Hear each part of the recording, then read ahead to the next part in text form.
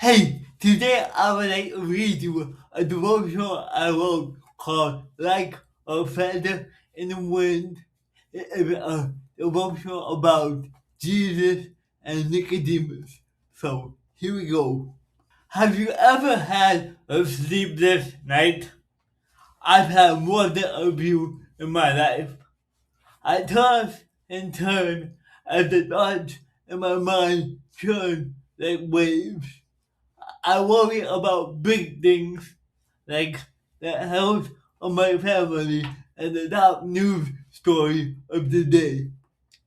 I worry about small things like whether or not I offended my friend at lunch today.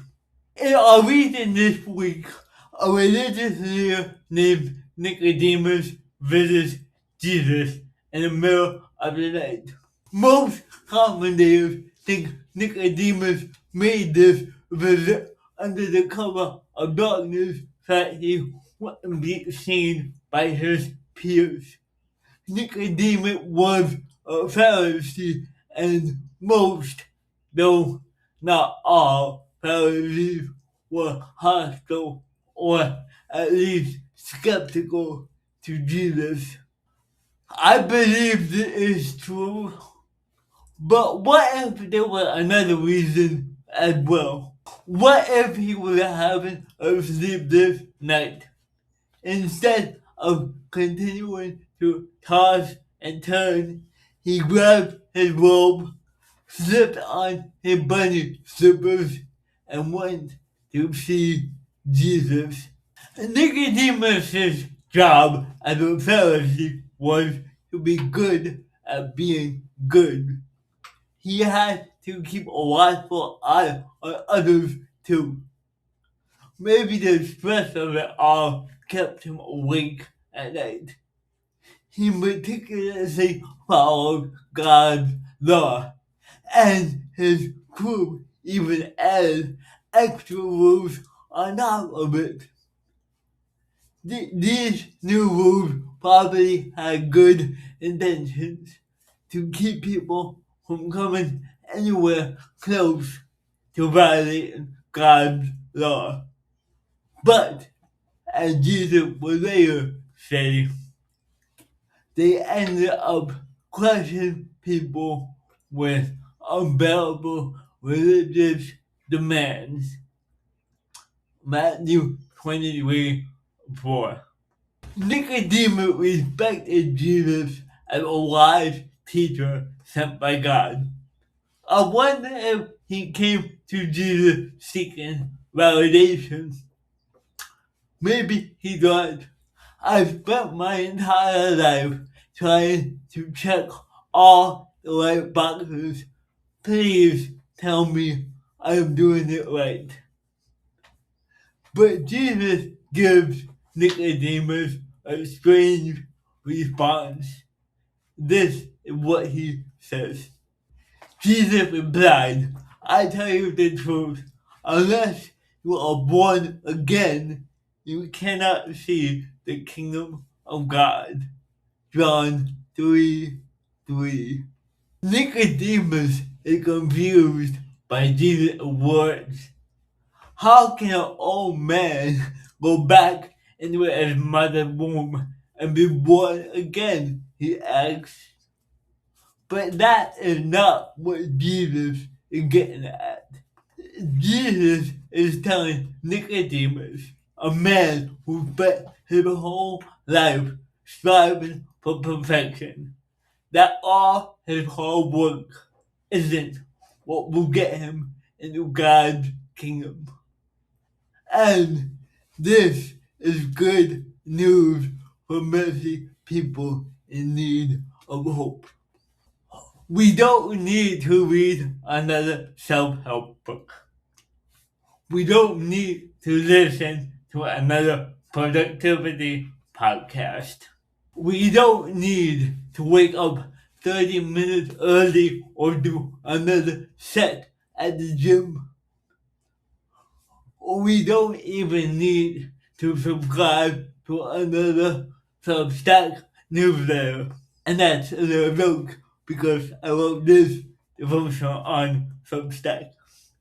Those things aren't bad, and they probably will help you live a better life in some way, but they won't fix what is broken in us. To do that, we need transformation. And Jesus says it's a transformation so great that it is as if we are completely reborn. We can't achieve this transformation by trying harder or following rules perfectly. We can only do it by clinging to Jesus and letting His Spirit change us from the inside out. As Jesus also told Nicodemus, the wind blows wherever it wants. Just as you can hear the wind but can't tell where it comes from or where it is going, so you can't explain how people are born of the Spirit. John 3:8.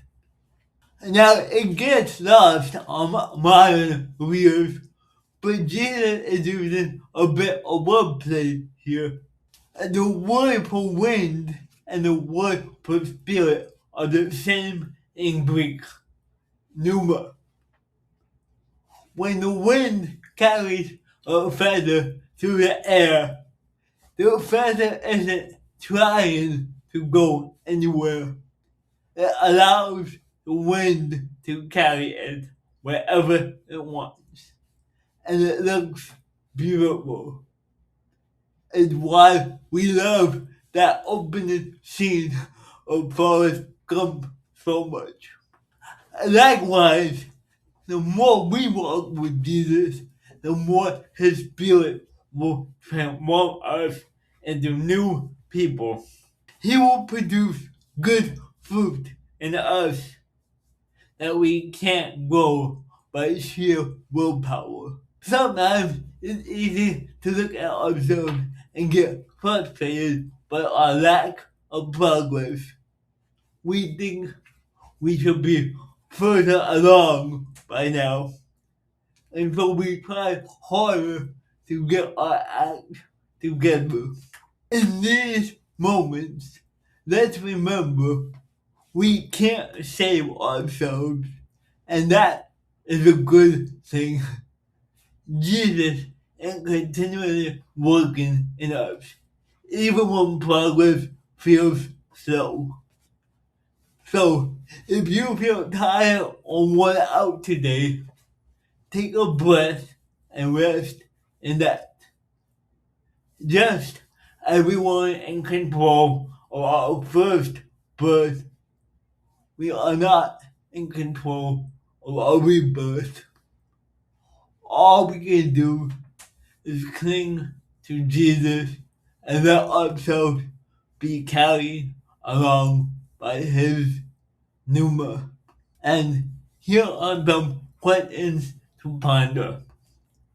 What worries or anxieties do you have today? What are the ways you are trying to be better? Instead of striving, how can you trust Jesus to transform you through His Spirit?